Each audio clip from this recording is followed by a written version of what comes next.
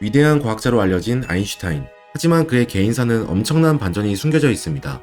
사생아 유기, 6번 이상의 바람, 딸과의 불륜까지 충격적인 사건들의 총집합이죠.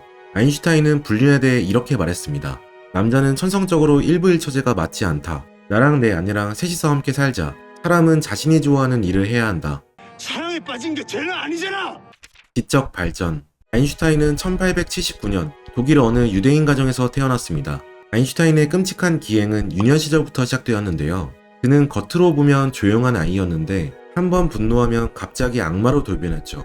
마자라는 여동생이 있었는데 화가 나면 동생 머리를 향해 볼링공을 던지거나 아예 삽을 들어 동생 머리를 찍어버린 사건도 있었습니다. 다행히 그땐 운이 좋아 크게 다치진 않았지만 자칫 잘못하면 머리를 다쳐 죽을 뻔한 순간들이었죠. 이후 마자는 인터뷰에서 아인슈타인의 동생이 되려면 단단한 두개골이 필요해요 라고 말했습니다. 하지만 아인슈타인의 성격을 바꾸는 한 가지 사건이 일어나는데요. 그건 바로 지독한 병이었습니다. 5살 때 아인슈타인은 원인 모를 병에 걸려 침대에만 누워있게 되었고 이때 성격의 변화가 일어났죠. 아인슈타인의 아버지 헤르만은 아들이 심심할까봐 나침반을 건네줬는데 아인슈타인은 또 동생에게 나침반을 던지려다가 문득 왜 나침반의 화살표는 북쪽을 가리킬까 의문이 생겼습니다. 그는 그렇게 미래 과학자로서 첫 걸음을 떼게 되었죠. 하지만 아인슈타인의 인생은 성공과도와는 거리가 멀었습니다. 우선 초등학교 시절 선생님들이 그를 정신지체가 아닐지 의심할 정도로 학업 능력이 크게 떨어졌습니다. 선생님들 질문에는 매우 느리게 대답하고 그 답을 반복하여 웅얼대는 습관이 있었기 때문에 대부분 사람들은 그가 머리가 나쁘다고 오해할 수밖에 없었던 것이죠. 이후 학교 공부에 무관심했던 아인슈타인의 지적 발전을 도와준 사람이 나타나는데요. 유대인이었던 아인슈타인의 부모님은 매주 목요일 주변에 사는 사람들 중 가난한 유대인들을 초대해 식사를 대접했는데요. 그중 한 명의 이름은 맥스 탈무드였고 당시 의학을 전공하는 학생이었습니다. 탈무드도 머리가 비상한 편이었기에 아인슈타인의 기이한 행동들을 관찰하면서 이 아이가 남들과 뭔가 다르다는 걸 알아챘죠. 그는 어느 날 아인슈타인에게 한 과학적 사실에 대해 설명해줬는데 아인슈타인이 이에 큰 흥미를 가졌고 둘은 가끔 수학이나 철학에 대해 토론하는 시간을 가질 수 있었습니다. 하지만 아인슈타인은 학교에서는 계속 적응하지 못하는 모습을 보였는데요. 이는 알버트만의 잘못이라기보단 환경적인 요인도 있었습니다. 그가 진학한 고등학교는 카톨릭 믿음에 기반한 학교였는데 수업 시간 중 한 선생님이 십자가를 들어올리며 유대인들이 예수를 죽일 때 사용한 물건이라고 학생들에게 보여줬습니다. 예수에 대한 동정심을 불러일으키고 유대인의 배신에 대해 더 잘 기억하게끔 하는 충격 요법이었던 거죠. 알버트만 유일한 유대인이었기 때문에 그 후 친구들에게 놀림을 당하기 일쑤였습니다. 게다가 알버트는 원래 운동신경이 없는 편이라 활발한 고등학생들 사이에 어울리지 못하고 늘 혼자 다니게 되었죠. 그래도 아인슈타인은 항상 그만의 독특한 관점으로 생각했기 때문에 인간관계에는 큰 상처를 받지 않았는데 훗날 전기작과와 얘기할 때 그 기억에 대해 그날 선생님의 수업은 예수에 대한 동정을 유발하는 게 아니라 잠재적인 세디스트를 양성할 수 있는 수업 방식이었다며 상당히 아인슈타인다운 답변을 했습니다. 그렇다고 알버트가 기독교 자체를 반대하진 않았고 기독교의 역사를 배우며 유대인의 전통과 비교하며 인간은 나름 배려와 조화의 세계를 이루면서 살고 있다는 교훈을 얻었다고 하네요. 첫사랑. 아인슈타인의 첫사랑은 그의 인생의 큰 실패와 함께 찾아왔습니다. 대학 입시를 위해 취리 공대에 지원했는데 입학시험에서 떨어지고 말았죠. 하지만 학과장은 아인슈타인의 과학과 수학 능력이 범상치 않음을 깨닫고 일단 주립학교에 다녀 고등학교만 졸업하면 곧바로 취리 공대에 입학할 수 있다고 조언했습니다. 이로써 아인슈타인은 스위스에 있는 아르고비안 주립학교에 다녔고 여기서 나중에 불륜의 발단이 되는 운명의 상대를 만나게 되었죠. 상대는 바로 하숙집 딸 마리 빈텔러. 아인슈타인은 주립학교에서 역사와 철학을 가르치던 요스트 빈텔러의 집에 머물게 되었는데요. 당시 스위스는 학교 선생님이 학생들을 재워주며 추가 소득을 얻는 것이 관행이었다고 합니다. 요스트 빈텔러는 알버트에게 친절하게 대했기 때문에 알버트는 빈텔러 가족의 따뜻하고 화목한 분위기에 빠져들었죠. 심지어 요스트 빈텔러를 아빠, 아내 폴린 빈텔러를 엄마라고 부를 정도였다고 하는데 특히 아인슈타인의 동생 마자도 이 가족과 친하게 지내다가 빈텔러의 막내 아들 폴과 결혼하게 되었습니다. 또 알버트는 자신의 절친이자 스위스 공학자인 미엘레 베소를 빈텔러 가족의 장녀 안나와 소개시켜줬고 이 둘도 결혼해 2명의 자식을 낳았죠. 마리 빈텔러는 빈텔러 가족의 넷째 딸로 아인슈타인보다 2살 연상이었습니다. 그녀는 아라우 교사 학교를 다니고 있었고 졸업만 하면 초등학교 선생님으로 일할 예정이었죠. 마리와 아인슈타인은 화목한 분위기 내에서 자연스럽게 사랑에 빠졌고 둘의 사랑은 양가의 지지를 받습니다. 그 시절 아인슈타인이 썼던 편지에는 너는 이 세상 어느 것보다 나에게 의미가 있다는 내용이 있을 정도로 그녀를 열렬히 사랑했다는 걸 알 수 있는데요. 하지만 안타깝게도 둘 사이에는 넘을 수 없는 선 하나가 있었죠. 그건 바로 지식과 지능의 차이였습니다. 마리는 평범한 시골 소녀로 아인슈타인과 점점 가까워지며 그의 지능을 절대 따라갈 수 없고 그와는 일상적인 대화를 나눌 수 없다는 사실을 깨닫게 되었습니다. 예를 들어 아인슈타인은 당시 빛의 광선을 따라잡는다면 무엇을 볼까? 라는 질문에 빠져 있었는데 마리는 이런 질문에는 전혀 관심이 없었죠. 서로 사랑은 했지만 그건 어린 시절 뜨거운 열정일 뿐. 알버트와는 행복한 가정을 꾸릴 수 없다는 생각과 이별에 대한 불안함으로 힘들어했습니다. 아인슈타인은 마리의 걱정에 내가 당신을 많이 사랑하고 있으니 그런 걱정할 필요 없다고 위로했지만 곧 아인슈타인은 마리가 예측한 대로 마리보다 더 똑똑한 여자를 만나 그녀를 떠나게 됩니다. 이별과 바람. 1896년 10월 아인슈타인은 그토록 원하던 취리 공대에 입학하게 되었고 빈텔러의 집을 떠나 대학교 근처에서 새롭게 터전을 잡았습니다. 여기서 아인슈타인의 첫 바람이 시작되는데요. 아직 마리와 사귀고 있었지만 물리학과 동기인 밀레바 마리치를 만나며 그에겐 큰 변화가 일어납니다. 밀레바 마리치는 모든 면에서 첫사랑 마리와 대조되는 인물이었습니다. 마리는 착하고 조용한 성격인 반면 밀레바는 항상 자신감이 넘치는 여성이었죠. 특히 마리와는 지적인 대화가 힘들었는데 밀레바는 아인슈타인과 물리학에 관해 토론을 나눌 정도로 뛰어난 지성을 지니고 있었습니다. 아인슈타인은 매일같이 그녀와 토론하며 자연스럽게 그녀에게 빠지게 되었고 말이 통하지 않던 마리와는 멀어지게 되었죠. 항상 보내던 사랑의 편지도 뜸해지다가 어느 순간 마리에게 가는 발길을 완전히 끊어버렸습니다. 하지만 착한 마리는 그의 사랑을 의심하지 않았고 그의 대학 생활이 힘들다고 생각하여 이전보다 헌신적으로 행동했는데요. 당시 아인슈타인은 자신의 빨래를 직접 하지 않고 마리에게 보내곤 했었는데 그녀는 자신이 희생한다는 생각조차 않고 빨래물을 보낸 것이 사랑 표현이라 생각했습니다. 편지는 없었지만 제 주소를 쓴 당신의 손글씨만 봐도 너무 반가워요 라는 답장을 썼죠. 하지만 아인슈타인은 가정부 생활을 자처하는 마리에게 질려버렸고 더 이상 자기에게 연락하지 말라는 이별의 편지를 보냅니다. 당시 아인슈타인은 맥스웰 방정식 같은 수학 및 과학의 발전을 위한 고민에 빠져 있었기 때문에 이를 함께 풀어나가는 밀레바와 달리 당신의 이마를 쓰다듬어 주고 싶어요. 그곳까지 날아가서 사랑한다고 말해주고 싶어요와 같은 사랑의 감정만 속삭이는 마리가 하찮고 귀찮게 느껴진 것이죠. 그런데 마리는 이런 아인슈타인의 일방적인 이별 통보에도 굴하지 않고 계속하여 사랑의 편지를 보냅니다. 그런 마리에 지친 아인슈타인은 마리와의 관계를 완전히 끊어버리기 위해 마리가 아닌 마리의 엄마 폴린 빈텔러에게 앞으로는 공부에만 열중하고 싶다며 편지를 썼고 둘 사이 관계는 그렇게 마무리되었죠. 하지만 웃기게도 둘의 이야기는 이게 끝이 아닌데요. 아인슈타인은 훗날 밀레바와 결혼하게 되는데 결혼 생활이 행복하지 않자 그제서야 자신에게 헌신적이었던 첫사랑 마리를 떠올렸고 늦은 나이에 그녀에게 편지를 보내 그리움을 토로합니다. 심지어 밀레바가 둘째를 임신한 기간 동안 마리에게 매 순간 당신을 생각한다. 나는 정말 불행한 남자다. 라고 편지를 보냈다고 합니다. 밀레바 마리치. 아인슈타인과 결혼한 밀레바 마리치는 아인슈타인의 여자들 중 어쩌면 가장 불쌍한 여자일 것입니다. 밀레바는 부유한 가정에서 태어나 부족한 것 없이 자란 여성이었는데요. 어린 시절부터 머리가 똑똑했고 특히 수학과 공학에 재능이 있어 당시 남자들만 다니던 자그레브 왕립 고등학교를 졸업시험 1등으로 통과했습니다. 그 후 취리 공과대학에 진학했는데 거기서 아인슈타인을 만나게 되었죠. 아인슈타인은 밀레바의 지적인 능력에 반했지만 그의 가족은 밀레바를 좋아하지 않았습니다. 그들은 이미 빈텔러 가족과 친해진 상태였기 때문에 그냥 아인슈타인이 착한 마리와 결혼하는 걸 원했죠. 처음 아인슈타인이 부모님께 밀레바 사진을 보여준 날을 회상하면 그들은 무관심한 표정으로 똑똑하게 생겼네 라고 반응했다고 합니다. 아인슈타인이 대학교를 졸업 후 집으로 돌아오자 부모님의 결혼 반대는 더 심해졌는데요. 밀레바가 아인슈타인보다 연상이다, 류마티즘을 앓고 있다, 뭐 그렇게까지 똑똑하지는 않다 등 그녀에게 찾을 수 있는 모든 단점을 대며 밀레바와의 결혼을 극구 반대했습니다.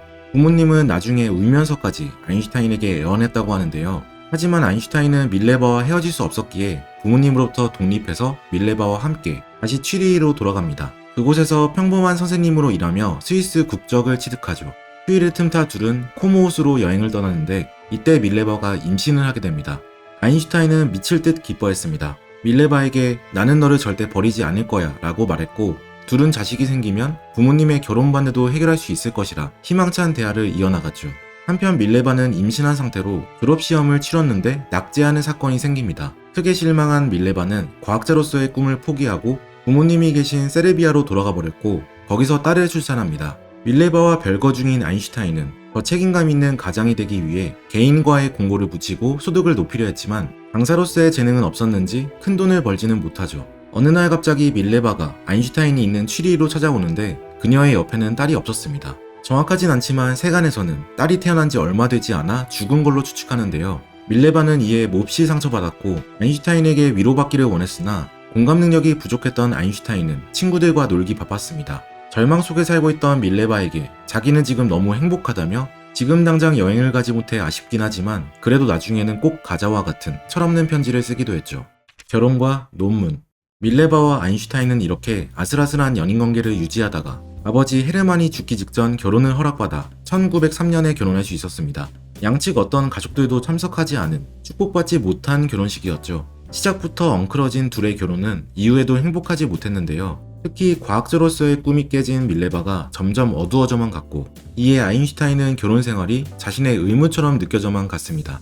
결혼 후 약 1년이 지난 시점에 밀레바는 한스 알버트라는 아이를 출산합니다. 손자를 보게 되어 너무 기뻤던 밀레바의 아버지는 약 10만 프랑을 주겠다고 했지만 아인슈타인은 돈 때문에 결혼한 게 아니라며 거절했죠. 어쨌든 한스 알버트의 출생으로 아인슈타인과 밀레바는 한 줄기 빛을 얻었는데요. 이때쯤 아인슈타인의 일도 잘 풀려 특허청에 고용되었습니다. 월급도 올라서 선생으로 일할 때 받은 150프랑보다 230프랑 많은 월 380프랑을 받게 되어 나름 넉넉한 생활이 가능해졌죠. 하지만 아인슈타인은 자신의 직업을 똥이라고 표현할 정도로 만족하지 못했고 실제로 친구에게 보내는 편지에 나는 괜찮은 급여를 받는 똥 역할을 하면서 잘 지내고 있어 라고 했습니다. 이러한 비관적인 태도가 아인슈타인에게 오히려 좋은 영향을 줬는데 남는 시간에 열심히 공부해서 취리 연방공과대학 박사학위를 받았죠. 이때 당시 세상을 바꿀 논문을 작성하게 됩니다. 빛은 파동이 아니라 양자로 구성되었다. 파동은 공간을 가로지르는 에너지와 유사한데 빛은 이런 에너지가 아니라 작은 물방울처럼 특정 공간 내 수많은 입자들이 일정한 흐름으로 움직인다는 주장이었죠. 당시로서는 충격적인 주장이었기에 이후 20년 동안이나 빛의 양자를 믿는 사람은 아인슈타인 외에 거의 아무도 없을 정도였습니다. 아인슈타인도 이 주장에 관한 논쟁이 힘든 싸움이 될 것이라는 사실을 알고 있었죠. 그런데 이 논문에 대한 밀레바의 기여도는 과연 몇 퍼센트 정도였을까요? 일부 사람들은 아인슈타인의 논문이 밀레바와의 대화 속에서 발전되었다고 주장합니다. 아인슈타인도 자신의 논문에 대해 얘기할 때 우리의 논문, 우리의 작업문이라는 표현을 했죠. 하지만 그건 배우자에 대한 감사의 표현에 가까웠고 실제 밀레바의 기여도는 다음 이후로 매우 낮았던 것으로 추정됩니다. 밀레바가 아인슈타인에게 보내는 편지에 물리학에 대한 언급이 거의 없었고 심지어 이후 그들의 이혼 과정에서도 밀레바는 아인슈타인의 작업물에 대해 어떠한 소유권도 주장하지 못했다고 해요. 대학 시절에는 아인슈타인이 밀레바와 대화하면서 분명 자신의 사고를 확장하는 데 큰 도움을 받았지만 논문을 발표할 당시 아인슈타인은 새로운 토론 상대를 찾았고 밀레바는 거의 가정부 같은 느낌으로 전락한 상태였다고 합니다. 아인슈타인의 학업적 성취와 물리학계에서의 권위는 점점 더 높아져 갔고 그럴수록 밀레바와의 사이는 멀어진 것이죠. 그러다 1912년 아인슈타인은 또 다른 운명의 여성 엘자 레벤탈을 만납니다. 그 시절 바람핀 것도 문제지만 더 큰 문제는 그녀가 아인슈타인의 사촌 누나였다는 점이었죠. 엘자 레벤탈. 엘자 레벤탈은 허영심이 많고 외적인 부분에 열중한 사람이라 알려져 있는데요. 시력이 안 좋았음에도 불구하고 외모를 위해 안경을 쓰지 않고 식사를 하다가 샐러드인 줄 알고 꽃장식을 먹었다는 일화가 유명합니다. 엘자 레벤탈은 맥스 레벤탈과 결혼했지만 약 12년의 결혼생활 끝에 이혼하여 부모님 집으로와 돌싱으로 살고 있었고 그녀에겐 이미 2명의 딸이 있었죠. 아인슈타인이 처음 엘자를 만났을 때 엘자의 동생 폴라에게도 관심이 있었지만 결국 엘자를 선택합니다. 당시 아내 밀레바를 사랑하지 않는다면서 나는 아내를 해고할 수 없는 직원처럼 생각한다고 편지를 쓰는 등 아내 욕을 상당히 많이 했다고 해요. 둘의 사이가 얼마나 나빴는지 아인슈타인은 밀레바에게 같이 살고 싶으면 지킬 사항에 대해 계약서처럼 꼼꼼히 작성했다고 합니다. 옷과 세탁물은 항상 깨끗이 빨아 정리해 두시오. 새끼 식사를 방에서 할 수 있도록 상을 차려 대령하시오. 침실과 사무실은 항상 깨끗이 정돈되어 있어야 하며 내 책상을 절대 손대지 마시오. 특히 관계가 식고 나서는 어떤 애정 표현도 하지 않았고 잔소리 듣는 걸 극도로 싫어했다고 하는데요. 당시 밀레바는 계약서에 서명한 후 결혼 생활이 더 나아질 수 있는 기회가 있지 않을까 기대했지만 아인슈타인은 자식을 위해 같이 사는 것일 뿐 당신을 절대 사랑하지는 않는다고 일축해버렸습니다. 둘은 별거 생활을 이어나가다 끝내 이혼합니다. 밀레바는 오랜 기간 이혼을 거부했지만 아인슈타인이 높은 위자료를 제안하여 어렵게 이혼 합의에 도달한 것이죠.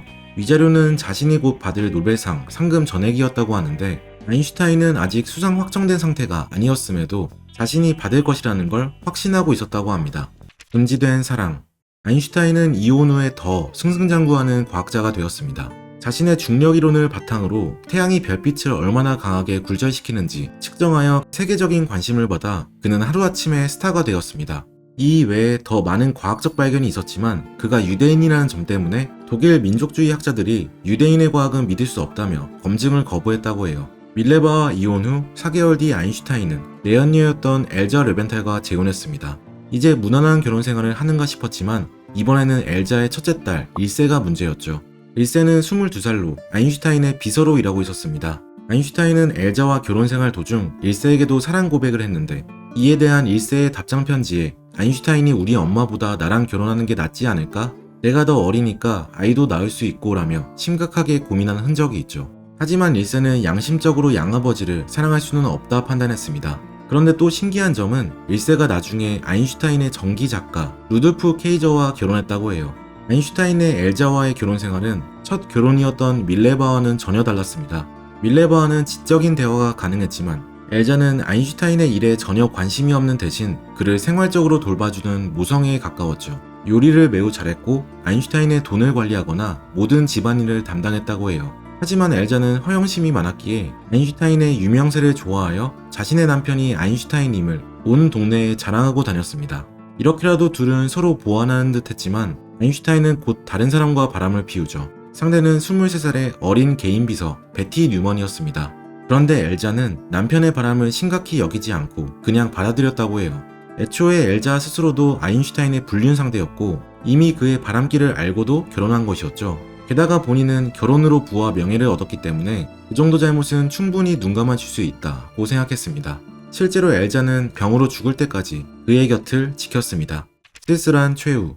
위대한 천재 과학자였지만 개인의 삶으로는 남봉꾼이었던 아인슈타인. 그의 마지막 모습은 초라했는데요. 아인슈타인은 1955년 4월에 복부 대동맥류로 인해 죽음을 맞이했습니다. 복부 대동맥류는 복부에 있던 대동맥이 풍선처럼 늘어나는 질환인데요. 대동맥이 너무 커지면 주변의 장기를 누르고 음식을 삼키기 어려워지거나 숨을 쉬기 답답하고 기침이 나기도 합니다.